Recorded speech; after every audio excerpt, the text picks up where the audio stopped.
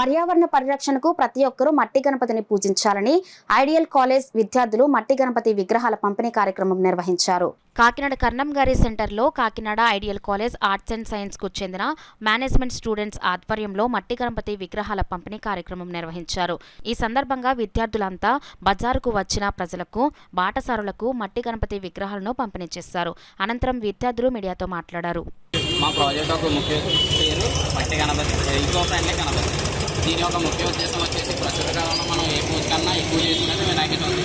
So దీన్ని మట్టి విగ్రహం కాకుండా ప్లాస్టర్ ప్రాజెక్ట్తో చాలామంది పూజ అనేది చేస్తారు. ఆ పూజ అయిపోయినాక నదిలో అని దాన్ని నిమజ్జనం చేస్తారు. దానివల్ల ప్లాస్టర్ ప్రాజెక్ట్ వల్ల నదులనే కాలుష్యం అవుతాయి, చేపలు ఇలా ఇతర జలాలు చనిపోతూ ఉంటాయి. సో అలాంటివి జరగకుండా ఈ మట్టి గణపతిని పూజించి నదులను మరియు జలద్రవాలను కాపాడే విధంగా మేము ఈ యొక్క మట్టి గణపతిని తయారు చేసి మా సొంత చేతులతో కాలుష్యం లేకుండా ఉండే విధంగా మాకు ముఖ్య ఉద్దేశం. దీనికి అవకాశం కల్పించిన నా కాలేజ్ యాజమాన్యానికి మరియు బీబీఏ డిపార్ట్మెంట్కు నా హృదయపూర్వక ధన్యవాదాలు.